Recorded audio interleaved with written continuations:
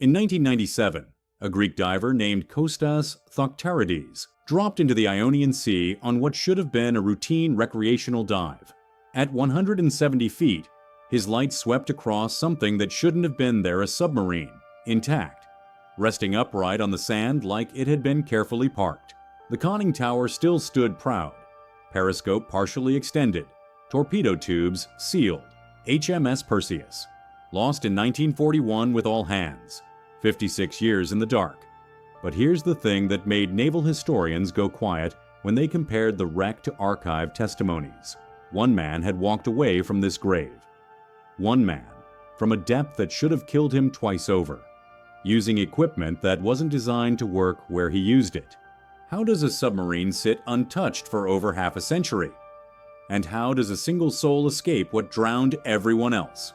Perseus wasn't running for safety when she left Malta on November 26, 1941. She was hunting. The Parthian-class boat, commissioned in 1929, was 88 meters of riveted steel designed for one thing: hunting enemy shipping in contested waters. Displacing 1,475 tons surfaced, she carried 8 21-inch torpedo tubes, a 4-inch deck gun, and normally a complement of 59 officers and ratings. She was part of Britain's interwar submarine fleet, not the newest, not the fastest, but reliable and proven in Mediterranean operations where newer boats sometimes failed. But by late 1941, the Mediterranean had become a killing ground. Malta, 60 miles south of Sicily, was under siege. The Royal Navy's submarines operating from the island were taking horrific losses. Luftwaffe and Regia Aeronautica bombers hunted them relentlessly. Surface convoys attempting to resupply the garrison were massacred. The first submarine flotilla boats became gray ghosts, slipping out of Valletta's Grand Harbor on moonless nights, hunting Axis convoys to North Africa, rarely certain they'd make it home.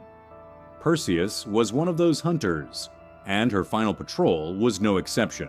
Her Admiralty orders for the voyage that began November 26, 1941, weren't simply transit to Alexandria for repairs. She was ordered to patrol aggressively en route, engaging targets of opportunity in waters east of Greece, where Italian merchant traffic supplied Axis forces in North Africa.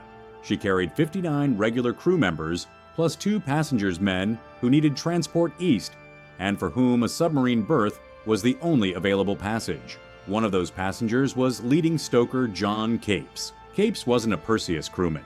He was a submarine service stoker being reassigned, catching a ride the way military personnel do in war zones. You take whatever transport is available, whenever it's going your direction. He'd been detached from another boat, possibly for medical reasons or reassignment, and Perseus offered a berth to Alexandria. The other passenger's identity remains uncertain. Records are fragmentary, and the Admiralty's nominal roles for Perseus show gaps typical of wartime documentation. What's known is that 61 people were aboard when Perseus sailed from Malta's Lazaretto Creek on November 26, 1941. Lieutenant Commander Edward Nicolay commanded. His orders were clear: proceed to Alexandria via the eastern route, hunting Italian shipping along the way. Attack when advantageous, avoid unnecessary risk, deliver kills, and bring the boat home. The route took Perseus east through the Mediterranean, passing south of Greece through the Ionian Sea, stalking enemy convoy routes, then eventually southeast toward Crete and the Egyptian coast. On December 3, 1941, 4 days before Pearl Harbor, Perseus found what she was hunting: an Italian merchant vessel silhouetted against the night horizon. Perseus maneuvered into attack position, calculated firing solutions, and launched torpedoes, direct hits. The enemy ship went down Perseus's final confirmed kill. It was a textbook attack, the kind submarine crews trained for, the reason these boats prowled the Mediterranean night after night. 3 days later, everything went wrong. December 6, 1941. Perseus was running on the surface under cover of darkness. Diesel engines driving her eastward, batteries charging, ventilation fans pulling fresh air through compartments that had been sealed and submerged all day. Then the stern hit something that shouldn't have been there. Naval mines in Yoitit were brutally simple devices. a buoyant steel sphere, anchored to the seabed by cable, floating just beneath the surface.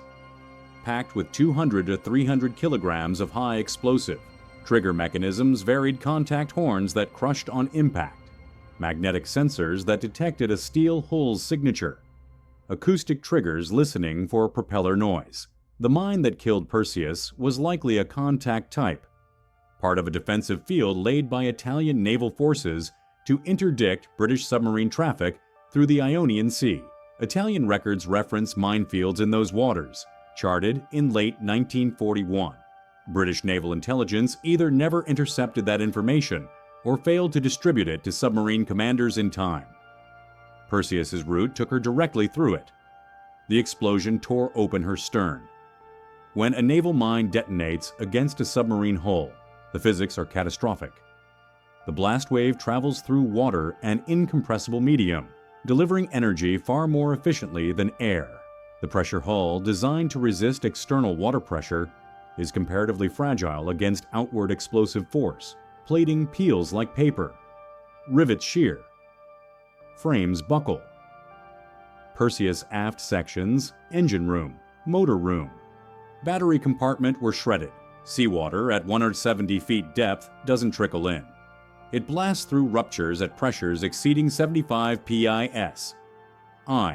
Enough to knock a man off his feet, strip paint off bulkheads, turn any loose object into a projectile. The immediate kill mechanism wasn't drowning.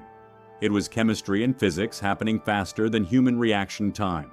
Submarine batteries in 1941 were lead-acid designs, rows of cells sitting in tanks below the deck plates, producing hydrogen gas during charging and chlorine gas when seawater contacted sulfuric acid electrolyte. When seawater flooded the battery rooms, it mixed with acid and created a choking cloud of chlorine, a WWI trench warfare gas that burns lungs and eyes, incapacitating in seconds, lethal in minutes. The stern's downward plunge changed the boat's trim. The bow angled up. Then the boat settled on the seabed as flooding equalized. Men in the aft compartment should have died in the first 30 seconds, crushed by the blast, drowned in the immediate inrush, or poisoned by gas. But John Capes was in the engine room when the mine detonated, and somehow he stayed alive long enough to try something impossible. Leading stoker John Capes wasn't supposed to know Perseus intimately. He was a passenger, not crew. But he was a submarine service veteran with years in engine rooms and machinery spaces. And in the seconds after the mine blast, that experience was the only thing between him and death.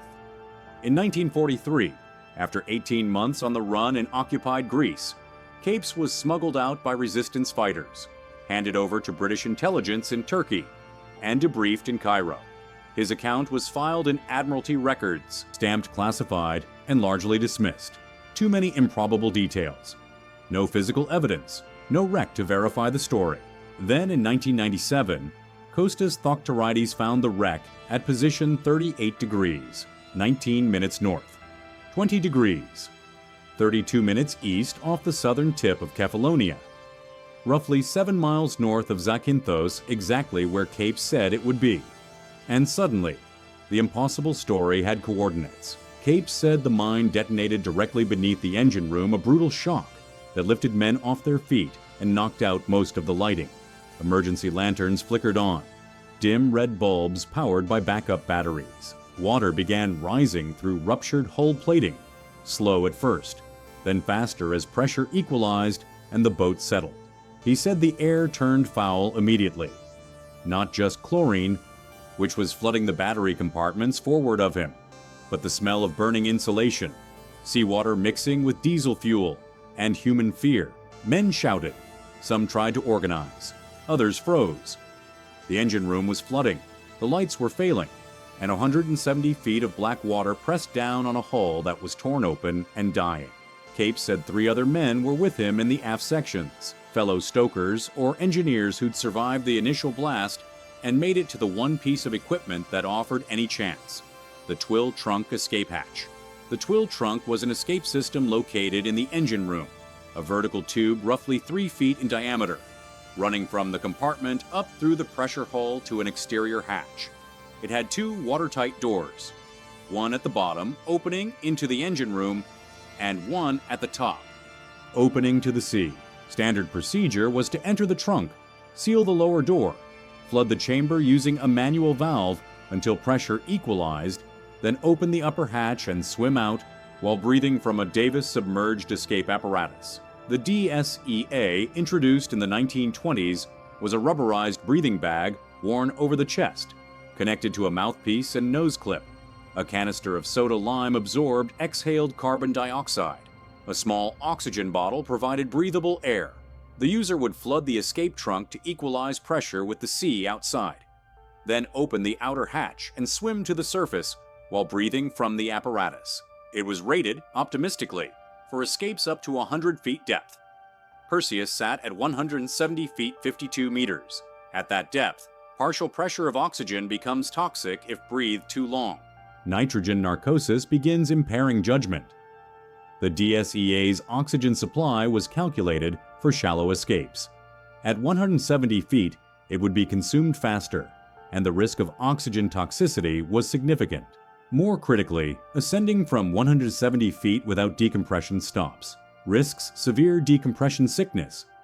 Nitrogen dissolved in body tissues under pressure, forming bubbles as pressure drops, blocking blood vessels, damaging nerves, causing paralysis or death. Royal Navy dive tables in 1941 called for staged ascents with rest stops to off-gas nitrogen safely. A DSEA escape was, by necessity, a rapid ascent with no stops. The survival expectation for a DSEA escape from 170 feet was near zero, but Capes and 3 others decided to try anyway. He said they found DSEA sets and helped each other into the gear straps. Tightened, mouthpieces checked. Oxygen bottles opened. The engine room was flooding rapidly now, water waist deep and rising, the air thick with fumes. There was no time for second thoughts. Capes later recounted that they shared rum before entering the trunk, 1 flask, passed between 4 men who knew they were probably about to die. Whether this was common practice among submariners facing the end, or simply a human impulse in an inhuman moment, he never clarified. Then they entered the twill trunk, in a steel tube 3 feet wide. Shoulder to shoulder, no room to move, the lower hatch sealed behind them.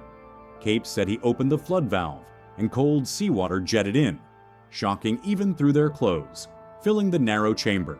Pressure climbed brutally. At 170 feet depth, the pressure inside the trunk had to reach over 75 psi, more than 5 times atmospheric pressure at the surface. Equalization is agony. Sinuses feel like they're imploding. Eardrums flex inward. Every airspace in your body compresses. Capes said they forced themselves to swallow, to blow air gently, to endure until the water level reached the top, and pressure inside matched pressure outside. Then someone opened the outer hatch. The ascent should have killed all of them. At 170 feet, compressed air in your lungs occupies a fraction of the volume. It will at the surface. As you rise, pressure drops, and that air expands. If you hold your breath, your lungs rupture, alveoli tear. Air enters the bloodstream, causing arterial gas embolism, stroke, death. Royal Navy training emphasized controlled breathing during DSEA escapes, but the physiology of rapid free ascent from extreme depth wasn't well understood. Modern training teaches continuous exhalation. You ascend while breathing out, preventing lung overexpansion. Capes said they kicked off from the hull together, felt themselves rising, and tried to breathe steady from the DSEA rigs. But 170 feet is a long way up in black water, with primitive equipment and no decompression stops. He said the other 3 men didn't make it. One he didn't know who in the darkness, convulsed and went limp partway up, the DSEA rig failing or the man panicking and drowning. Another made it nearly to the surface but didn't break through, found floating face down when Capes surfaced, dead from embolism or drowning or nitrogen narcosis. The 3rd man Capes never saw again, lost in the dark, sinking back down or drifting away on currents. Capes surfaced alone. Blood poured from his nose and ears barotrauma. Ruptured capillaries from pressure changes. He vomited seawater. His vision was blurred. his limbs barely responding. The DSEA rig had kept him breathing just long enough, but its oxygen was exhausted. He said he saw lights on shore the coast of Kefalonia.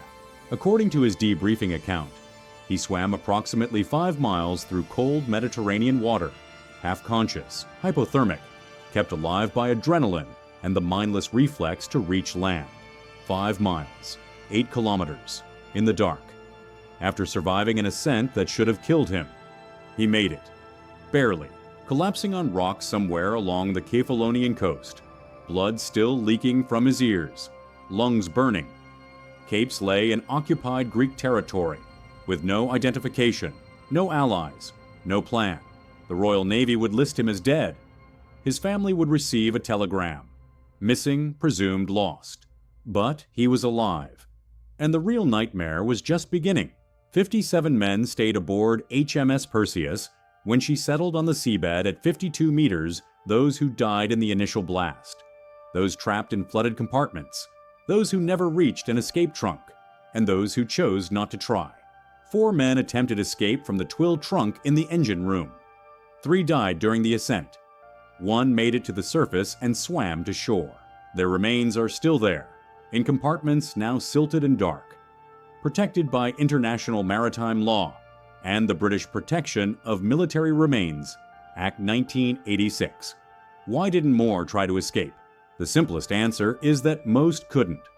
The forward sections may have flooded too quickly, or chlorine gas from the battery compartments incapacitated men before they could organize. The aft sections were destroyed in the blast, and those in between the control room, crew quarters, galley may have been trapped by jammed hatches, rising water, or toxic air. Survivor accounts from other submarine sinkings offer patterns. Panic is the first killer, men freezing, hyperventilating, clustering around hatches they can't open. Toxic air is the second CO2 buildup. Chlorine seepage. Men losing consciousness before they can act. The third is leadership paralysis. Waiting for orders that never come. Believing rescue is possible. Trusting the officers know something you don't. HMS Thetis, a British submarine that sank in 1939 during trials in shallow water only 160 feet. Lost 99 men despite sitting upright and accessible for hours. 4 escaped using the DSEA. 99 did not. They waited. They believed they'd be saved. They suffocated. Perseus had no rescue ships. She was in enemy-controlled waters, far from any Allied base, with no one knowing she'd gone down. But the men inside didn't necessarily know that. They may have believed a distress signal had gone out. They may have thought the captain had a plan. Or they may have known the truth that escape from 170 feet was suicide, and chose to die together in the dark, rather than drown alone trying. 4 tried. 3 died in the ascent. 1 man made it to the surface and swam 5 miles to shore. The wreck, when found 56 years later, told part of the story. Divers who've visited Perseus under research permits describe a time capsule. The forward compartments are largely intact. The periscope is partially extended evidence the boat was scanning the surface when the mine detonated. Valve wheels are frozen in positions that suggest crew attempted damage control. Trying to blow ballast, trying to surface, trying to stop the flooding. The aft sections are catastrophically damaged. Hull plating peeled back. Frames twisted. The engine room a tangle of wreckage. The twilled trunk escape hatch is there, accessible to technical divers brave or reckless enough to enter the wreck. Its status matches Capes' account. Used, open. Evidence of an escape attempt from a depth that should have been unsurvivable. The torpedo tubes are sealed, unfired after the December 3rd attack. Perseus never got another shot, but there are mysteries the wreck hasn't answered. Why was the forward escape trunk not used? Was it jammed, flooded too quickly, or simply inaccessible to men trapped forward? No evidence has been documented either way. Entering the wreck's interior compartments is both dangerous and legally prohibited. What happened to the 3 men who died during the escape attempt with Capes? Their bodies were never recovered. Greek fishermen in the area never reported finding remains. They likely sank back down or drifted out to sea, lost. How accurate is Capes' account of the sinking sequence? He was a passenger. not intimately familiar with Perseus's layout. Some details timing, crew positions, damage extent may be misremembered or conflated from trauma and hypoxia. But the core facts mine strike. Stern damage. Engine room escape attempt align with the wreck's condition. The families of Perseus' crew received telegrams in early 1942. Months after the boat went missing. Regret to inform you, missing, presumed lost. No further information available. No details, no coordinates, no closure. For 56 years, Perseus existed in bureaucratic limbo, a name on a memorial, a line in a casualty list, a boat that vanished into the Mediterranean with no grave, no witnesses, no answers. The 1997 discovery gave families a place, coordinates, proof their men hadn't vanished into myth. John Cape survived 18 months on the run in occupied Greece, hunted by Axis forces, unable to speak Greek, with no papers and no way to contact British authorities. He was sheltered by resistance fighters and civilians who risked execution to hide him. The Greek resistance in 1941–43 was fragmented but determined communist partisans, royalist groups, and local networks operating independently, sometimes cooperating, often feuding. They hid Allied soldiers, sabotaged German infrastructure, and ran intelligence networks that smuggled information to British agents in Turkey. Capes became one of their charges. Moved from village to village, hidden in barns and caves, fed by families who had almost nothing themselves. The risks were immense. German reprisals for sheltering Allied personnel included burning entire villages and executing civilians. How he made contact with the resistance, who specifically helped him, and what routes he traveled remain partly obscure. His 1943 debriefing in Cairo provided some details, but operational security meant names and locations were often omitted or redacted to protect sources still active in occupied territory. What's documented is that in 1943, Capes was smuggled across the mountains to the Turkish border, handed over to British intelligence officers operating clandestinely, and evacuated to Cairo, where he was debriefed, medically evaluated, and eventually returned to service. His story was filed, classified, and mostly forgotten. He survived the war, returned to Britain, married, and lived quietly. He rarely spoke about Perseus. When reporters found him decades later and asked about the escape, he gave brief, factual answers. The mine struck, the boat sank, he and others tried to escape. He was the only one who made it. John Capes died in 1985, 12 years before Kostas Thoctorides found the wreck. He never knew that his impossible story would be proven true. He never saw the photographs of the twill trunk hatch, the twisted stern, the resting place of the 60 men who didn't make it out. Whether that would have brought him peace or reopened old wounds, no one can say. HMS Perseus rests at 52 meters depth, at position off the southern tip of Kefalonia, roughly 7 miles north of Zakynthos, in the Ionian Sea. The site is marked on nautical charts as a protected war grave, off-limits to unauthorized diving, under the 1986 Protection of Military Remains Act. The wreck lies in Greek territorial waters, so administration involves both UK and Greek authorities. British law designates sunken Royal Navy vessels as protected sites regardless of location. Greek law respects that designation and enforces dive prohibitions in cooperation with the UK Ministry of Defence. Violators face legal penalties, though enforcement is irregular. The site is remote, patrol resources limited. Technical divers have visited without permits, drawn by the wreck's depth, preservation, and history. Some have documented the site respectfully. Others have faced criticism from veterans groups and families for treating a war grave as a recreational dive site. Kostas Thoctorides, who discovered Perseus, has advocated for responsible site management and led authorized research dives to document the wreck's condition over time without disturbing remains or removing artifacts. The wreck is deteriorating. Saltwater corrosion, marine organisms, and time are dissolving Perseus. Hull plates are thinning. At some point decades, maybe a century from now, the structure will collapse, scattering debris and entombing the remains beyond recognition. Preservation faces ethical dilemmas. Raising the wreck is prohibitively expensive, and morally fraught. Disturbing a war grave to preserve it in a museum feels to many like desecration. Stabilization could slow deterioration, but requires invasive intervention that violates the site's protected status. So Perseus remains where she fell, slowly dissolving, carrying her dead and her secrets back into the seabed. Interest surges periodically. Documentaries, historical anniversaries, diving forums. Each time, veterans groups and families ask for the site to be left undisturbed. Some families have embraced the wreck's discovery as closure. Others find it reopens old wounds. Questions about why their father or grandfather didn't escape, whether they suffered, whether better intelligence could have prevented the loss. There are no clean answers. War graves rarely offer them. What Perseus provides is proof of service, proof of sacrifice, proof that 61 people sailed into dangerous water, but only one came back. The boat is their monument. The sea is their grave. And somewhere in the cold dark, an open escape hatch stands as testament to 4 men who refused to die quietly, and the one who made it to the surface. The deepest successful DSEA escape in Royal Navy history, from a wreck that sat undiscovered for 56 years.